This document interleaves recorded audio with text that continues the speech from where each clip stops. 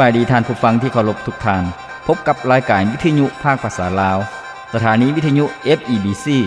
รายการ30นาทีต่อไปนี้หวังว่าจะเป็นประโยชน์ต่อท่านผู้ฟังในการดำเนินชีวิตเมื่อท่านผู้ฟังได้ติดตามรายการนี้ท่านก็จะมีความหวังมีความสุขในการดำเนินชีวิตเชิญท่านผู้ฟังติดตามได้ดังต่อไปนี้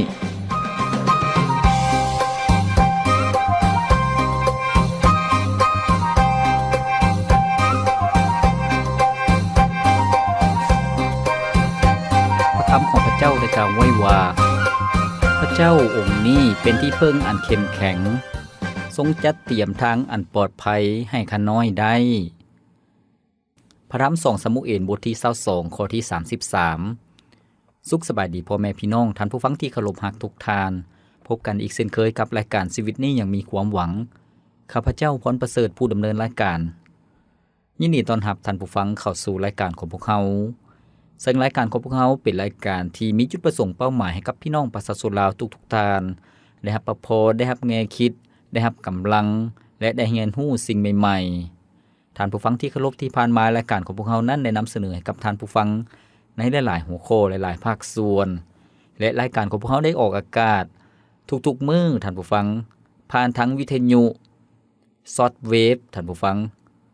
ตอนเช้าและตอนแลงตอนเช้าก็คือ 6:30 ถึง 7:00 แล้วก็ตอนแลง 18:30 ถึง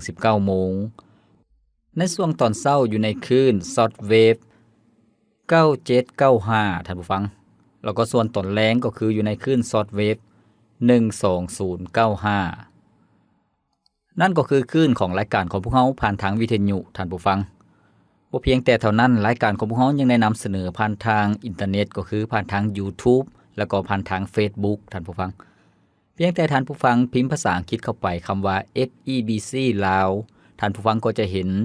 รายการของพวกเราเป็นหัวข้อเป็นภาคส่วนท่านผู้ฟังสามารถฟังสดแล้วก็ฟังย้อนหลังได้เชื่อว่าจะให้แง่คิดที่ดีสำหรับท่านผู้ฟังที่เคารพมื้อนี้เองข้าพเจ้าจะนำท่านผู้ฟังมารับประพรในหัวข้อที่บอกว่า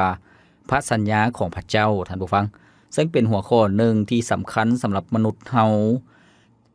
ซึ่งท่านผู้ฟังสามารถรับฟังและได้รับประพรได้เมื่อกล่าวถึงคำมั่นสัญญาแล้วท่านผู้ฟังคำว่าคำสัญญาก็คือว่าเป็นคำที่ยั่งยืนเป็นคำที่ได้ปฏิญาณไว้หรือว่าสาบานไว้ท่านผู้ฟังคำสัญญาก็คือว่าพวกเขาจะเฮ็ดอันใดอันหนึ่งพวกเขาสัญญาไว้พวกเขาก็ปฏิบัติตามนั่นก็คือคำสัญญา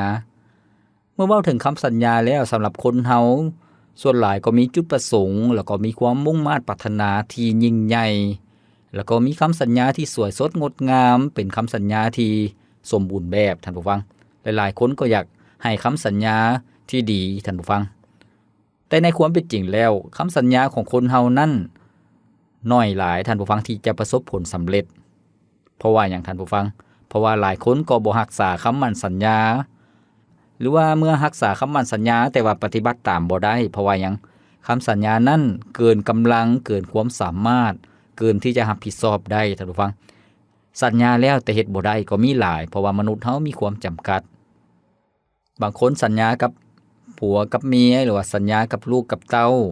จะมีเฮือนหลังใหญ่มีรถงามหรือว่าสัญญาหลายๆอย่างท่านผู้ฟังแต่หลายๆคนก็เฮ็ดบ่ได้เพราะมีความจำกัดในหลายๆเหตุผลแต่พวกเราเว้าถึงคำสัญญาของพระเจ้าก็คือพระสัญญาของพระองค์นั่นเองพระสัญญาของพระเจ้านั้นจะสำเร็จเป็นจริงอย่างแน่นอนเพราะว่าพระเจ้านั้นทรงเป็นพระเจ้าผู้ทรงสัตย์ซื่อท่านผู้ฟัง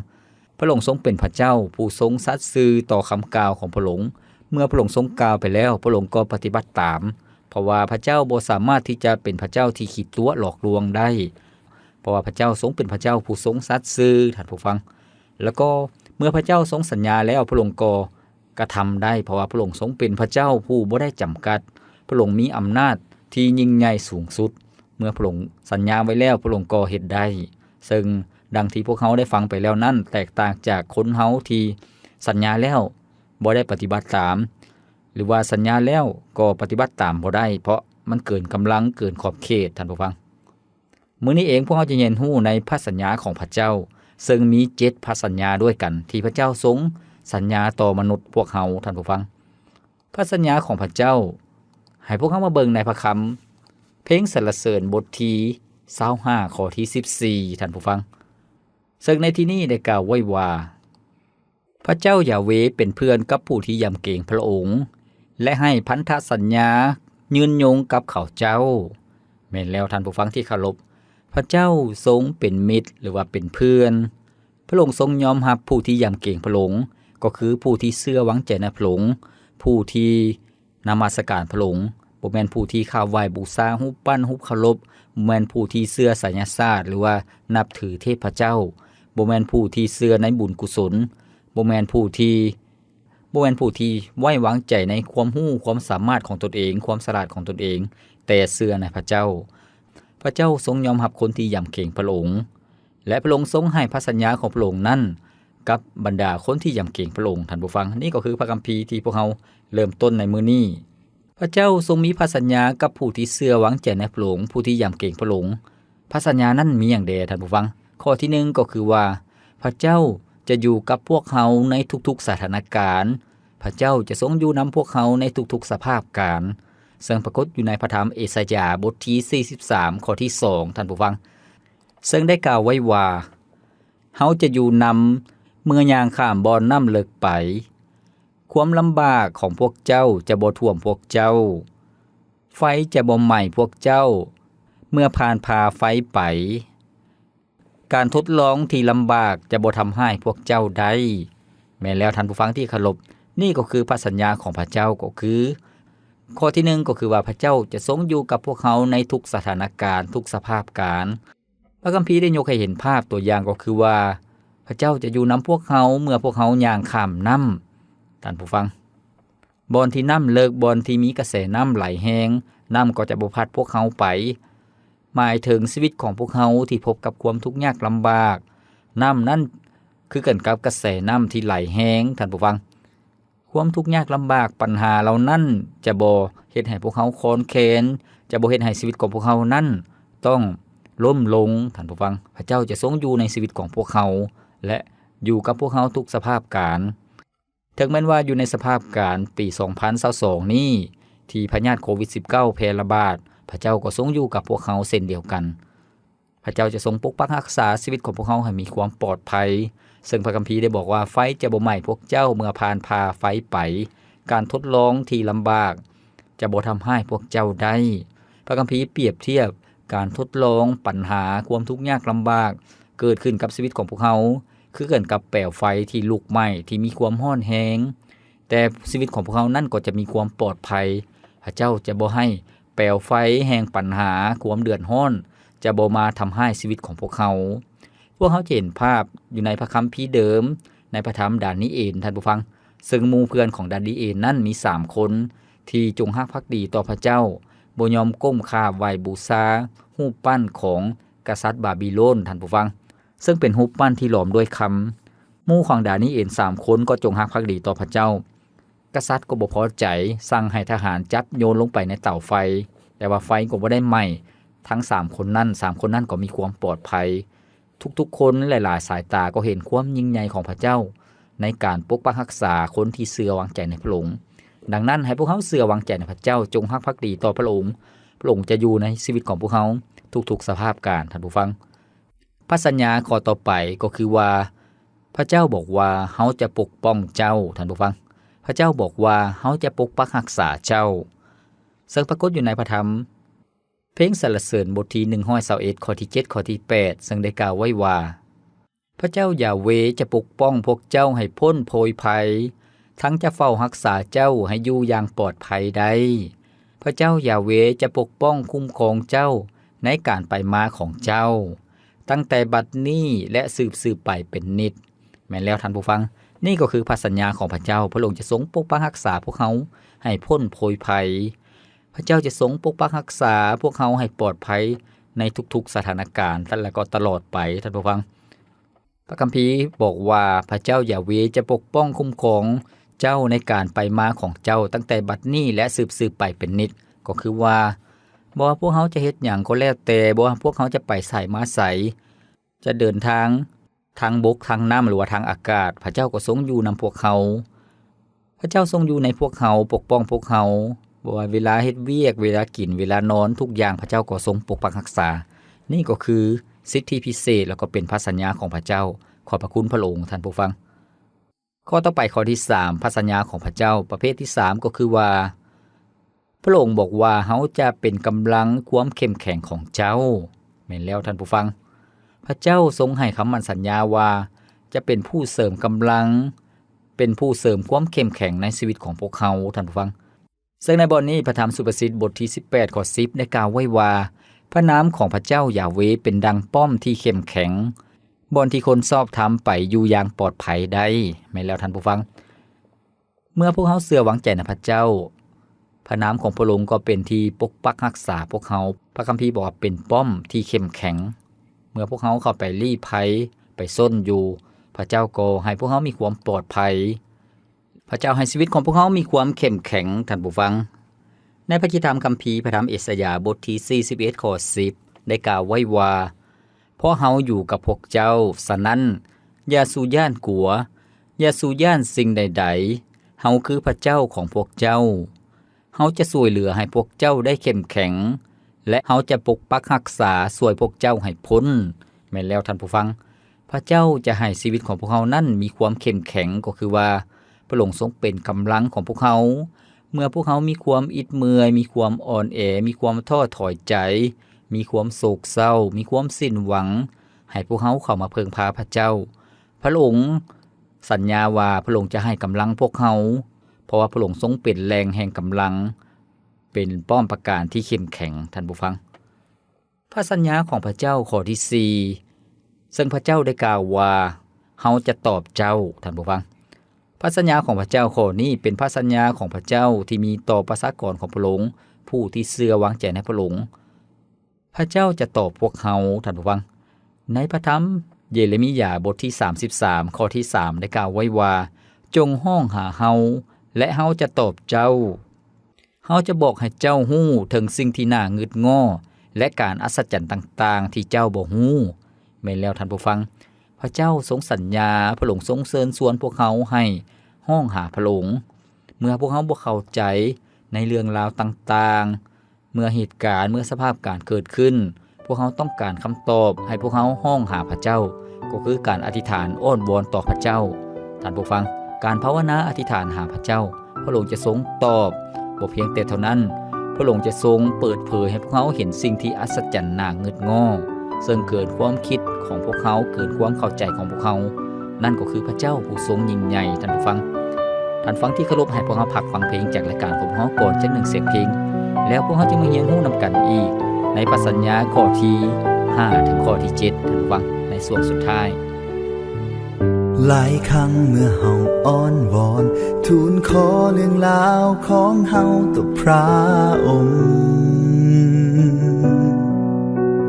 เฮาก็เฝ้าหวังและเฝ้ารอคอยที่จะได้รับคำตอบนั้นและเมื่อเวลาล่วงเลยคำตอบนั้นที่เฮาเฝ้าคอยยังเงียบไป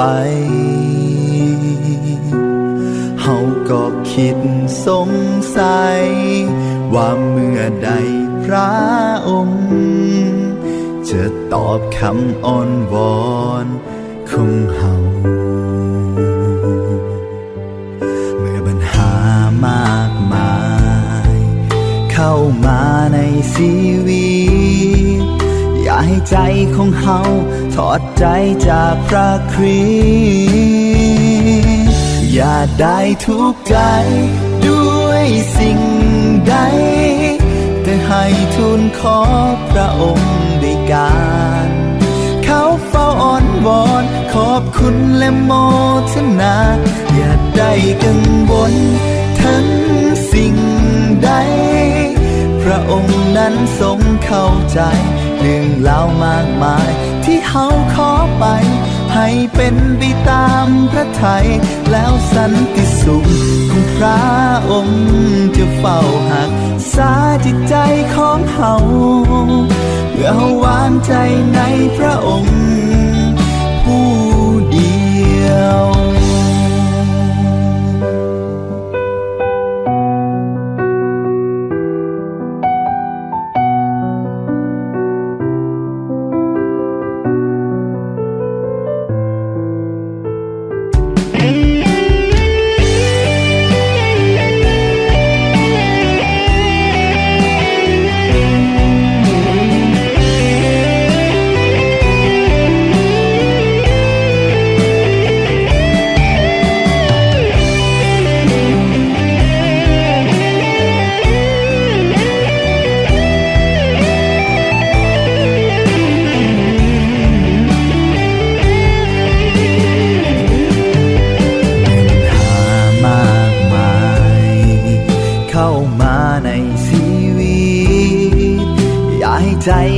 าทอดใจจากพระคริสต์อย่าได้ทุกข์ใจด้วยสิ่งใดแต่ให้ทูลขอพระองค์ด้วยการเขาเฝ้าอ้อนวอนขอบคุณและโมทนาอย่าได้กังวลถึงสิ่งใดพระองค์นั้นทรงเข้าใจ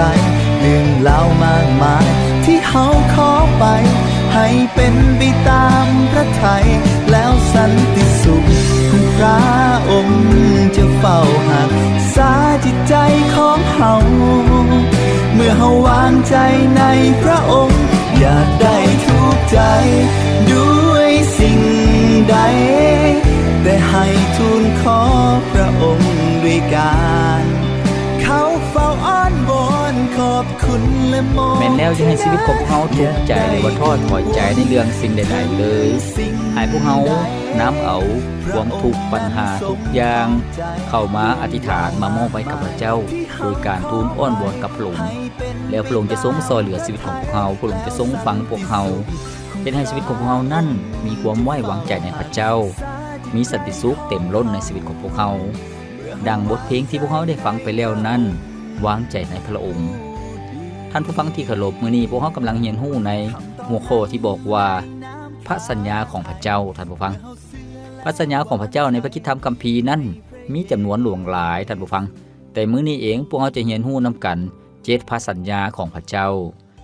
ซึ่งในช่วงที่ผ่านมาพวกเฮาได้เรียนรู้นำกันแล้ว4พระสัญญาท่านผู้ฟังก็คือว่าพระเจ้าทรงสัญญาว่าพระองค์จะทรงอยู่กับพวกเฮาในทุกสถานการณ์แล้วก็พระสัญญาข้อที่2ก็คือว่าพระเจ้าบอกว่าเฮาจะปกปักรักษาพวกเจ้าให้ปลอดภัยท่านผู้ฟังพระสัญญาที่3พระเจ้าได้กล่าวว่าเฮาจะเป็นกำลังความเข้มแข็งของพวกเจ้าแล้วก็พระสัญญาที่4ที่พวกเฮาหากันเรียนรู้ผ่านมาก็คือว่าพระเจ้าทรงสัญญาว่าเฮาจะตอบเจ้าก็คือพระเจ้าจะทรงตอบคำอธิษฐานของพวกเฮาหมายถึงพระเจ้าจะทรงซอยเหลือชีวิตของพวกเฮาเมื่อพวกเฮาเข้ามาเพิ่งพาพระองค์ท่านผู้ฟังให้พวกเฮามาเรียนรู้นำกันต่อพระสัญญาข้อที่5ซึ่งพระเจ้าได้กล่าวว่าเฮาจะจัดเตรียมสำหรับพวกเจ้าท่านผู้ฟังพระเจ้าจะทรงจัดเตรียมหมายถึงพระเจ้าทรงวางแผนการในอนาคตสำหรับชีวิตของพวกเฮาเป็นแผนการที่ดีเป็นการปูทางหรือว่าวางสิ่งที่ดีสำหรับชีวิตของพวกเฮาในอนาคตซึ่งในพระธรรมเยเรมียาบทที่29ข้อที่11ได้กล่าวไว้ว่าเฮาผู้เดียวเท่านั้นที่รู้แผนการของเฮาสำหรับพวกเจ้าพระเจ้ายาเวกล่าวว่าคือแผนการที่นำความเจริญรุ่งเรืองมาสู่พวกเจ้าบ่แม่นนำความจิบหายมาสู่พวกเจ้าแต่เป็นแผนการที่นำความหวังมาสู่อนาคตของพวกเจ้าแม่นแล้วท่านผู้ฟังที่เคารพพระเจ้าทรงมีแผนการก็คือมีอนาคตที่ดีสำหรับพวกเขาอนาคตที่พระเจ้าทรงจัดเตรียมไว้ให้กับพวกเขานั้นเป็นสิ่งที่มีความเจริญรุ่งเรืองท่านผู้ฟังบ่แม่นการถูกทำลายหรือว่าความจิบหายบ่แม่นความล่มจมท่านผู้ฟังแต่แผนการนั้นมีความเจริญรุ่งเรืองเป็นแผนการที่มีความหวังมีสันติสุขสำหรับอนาคตท่านผู้ฟังขนาดพวกเฮาที่เป็นพ่อเป็นแม่พวกเฮาก็ยังมีแผนการสำหรับลูกเต้าของพวกเฮามีอนาคตสำหรับลูกเต้าของพวกเฮาอยากให้ลูกเต้าได้ประสบผลสำเร็จในชีวิตในหน้าที่เวียกงานในครอบครัวท่านผู้ฟังอันนั้นก็คือพ่อแม่ก็มีความมุ่งมั่นปรารถนาอยากให้ลูกมีอนาคตที่ดีแต่ว่าหลายๆครอบครัวก็บ่ได้เป็นดังที่หวังไว้เพราะว่ามีความจำกัดมีข้อจำกัดหลายอย่างท่านผู้ฟังแต่ว่าพระเจ้าทรงสัญญาไว้กับผู้ที่ยำเกรงพระองค์ทุกๆคนพระองค์ทรงมีแผนการที่ดีสำหรับพวกเขาดังนั้นให้พวกเขามีความหวังใจในพระเจ้าแล้วก็เชื่อในพระองค์มั่นใจในพระองค์แผนการที่พระองค์ทรงจัดเตรียมไว้ตั้งแต่มื้อที่พวกเขาเชื่อวางใจในพระเยซูเจ้าพระองค์ก็มีแผนการที่ดีเพื่อให้ชีวิตของพวกเขาเปลี่ยนแปลงใหม่ให้ชีวิตของพวกเขานั้นเกิดผลให้ชีวิตของพวกเขานั้นมีความเจริญรุ่งเรืองท่านผู้ฟังพระสัญญาข้อที่6ที่พระเจ้าทรงสัญญากับผู้ที่เชื่อวางใจในพระองค์ทุกๆคนพระเจ้าทรงให้พระสัญญาที่บอกว่าเฮาจะมอบสันติสุขให้แก่เจ้าท่านผู้ฟังพระเจ้าจะทรงมอบสันติสุขให้กับผู้ที่เชื่อวางใจในพระเจ้า สันติสุขของพระเจ้านั้นเป็นสิ่งที่ครบถ้วนบริบูรณ์เป็นสิ่งที่มีคุณค่าท่านผู้ฟังเป็นสิ่งที่บ่ได้หมดสิ้นหรือว่าสันติสุขที่พระเจ้าทรงมอบให้นั้นบ่มีมือหมดไปบ่มีมือเก่าไปท่านผู้ฟังซึ่งในพระธรรมโยฮันบท14ข้อ27ได้บอกว่าเฮามอบสันติสุขไว้กับพวกเจ้าเป็นสันติสุขของเฮาสันติสุขที่เฮามอบให้นั้นบ่เหมือนสันติสุขที่โลกให้อย่าวุ่นวายเป็นทุกข์ใจและอย่าสุย่านแม่นแล้วท่านผู้ฟังนี่ก็คือพระสัญญาที่พระเยซูเจ้าทรงให้กับผู้ที่เชื่อวางใจในพระองค์พระเจ้าทรงมอบสันติสุขจากพระองค์เป็นสันติสุขแห่งสวรรค์ให้กับพวกเขาเป็นอย่างพวกเขาจึงได้รับสันติสุขเพราะว่าพวกเขาเชื่อในพระเจ้าเป็นอย่างพวกเขาจึงมีความปิติยินดีในชีวิตก็เพราะว่าพวกเขาได้รับการเปลี่ยนแปลงจากการเป็นคนบาปก็เป็นคนชอบธรรมชีวิตของพวกเขาจากการเป็นศัตรูของพระเจ้าเพราะว่าพวกเขาเป็นคนบาปพระเจ้าก็ให้พวกเขานั้นได้เป็นประชากรของพระองค์ได้คืนดีกับพระองค์แล้วก็มีสิทธิอำนาจในการเป็นลูกของพระองค์ได้เข้าในแผ่นดินสวรรค์ท่านผู้ฟังนี่ก็คือพระเจ้าทรงให้พวกเขามีสันติสุขสันติสุขนั้นถึงแม้ว่าชีวิตนั้นจะพบกับเรื่องราวหลายๆอย่างที่บ่เป็นดังใจความทุกข์ใจแต่ชีวิตของพวกเขานั้นก็มีสันติสุขในพระเจ้าได้เป็นสันติสุขของพระเจ้าที่มอบให้กับพวกเขาท่านผู้ฟังขอบพระคุณพระเจ้านี่ก็คือสันติสุขที่แท้จริง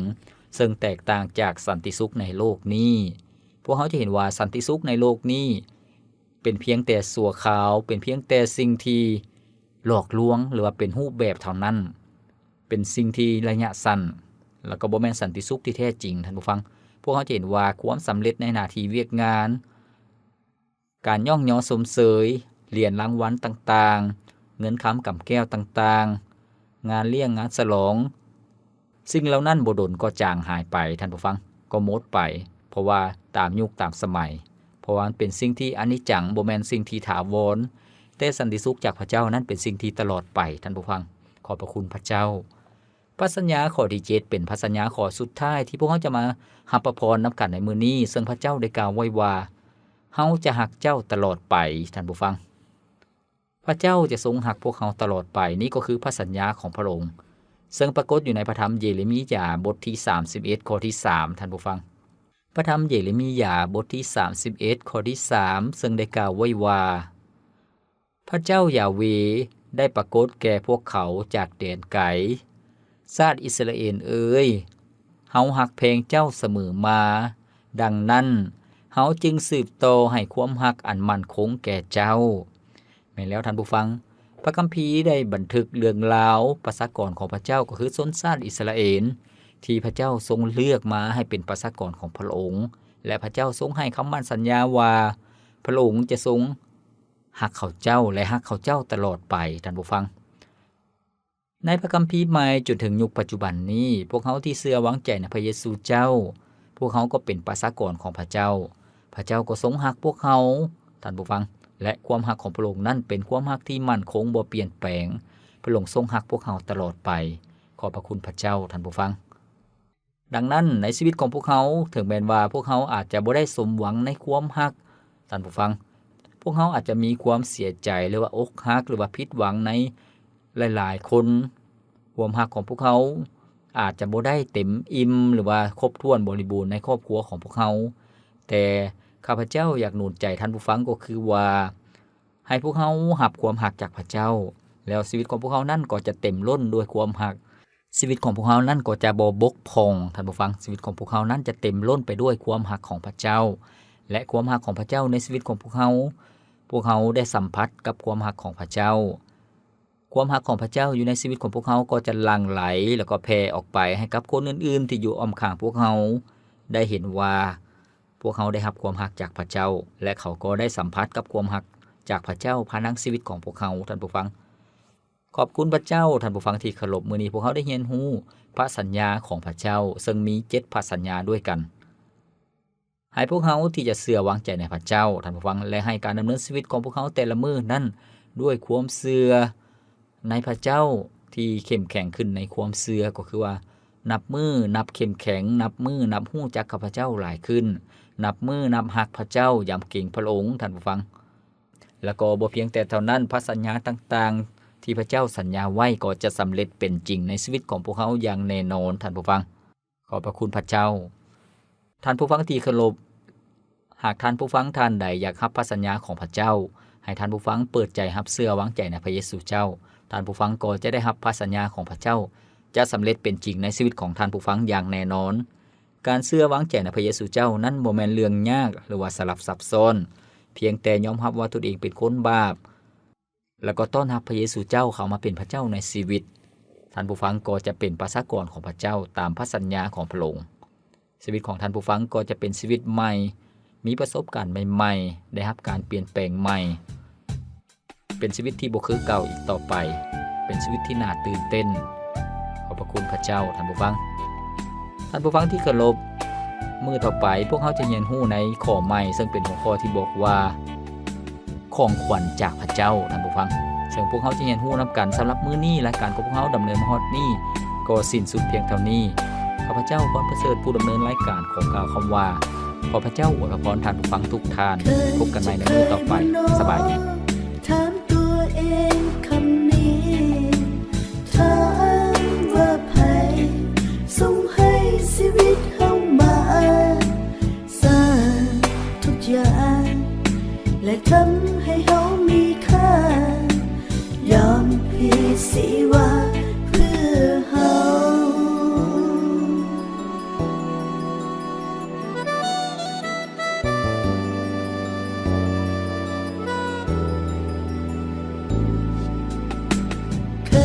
จะเคยบ่น้อถามตัวเองคำนี้ถามว่าไผส่งให้ชีวิตเฮามาสร้างทุกอย่างและทำให้เฮามีค่ายอมพี่สิว่าเพื่อเฮาวันนี้พวกเฮาอยากขอบคุณพระองค์ขอบคุณพระเยซูคริสต์ขอบคุณในความเมตตาและความเสียสละพวกเขาบ่อาจลืมเลือน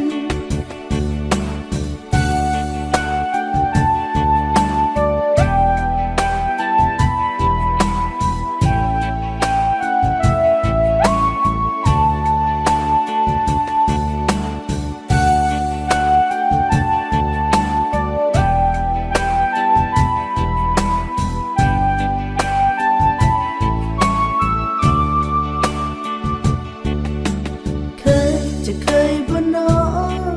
ถามตัวเองคำนี้ถามว่าไผส่งให้ชีวิตเฮามาสร้างทุกอย่างและทำให้เฮามีค่ายอมให้สิว่าเพื่อเฮาวันนี้พวกเฮาอยากขอบคุณพระองค์ขอบคุณพระเยซูคริสต์ขอบคุณในความเมตตาและความเสียสละพวกเขาบ่อาจลืมเลือนขอบคุณในความเมตตาและความเสียสละพวกเขา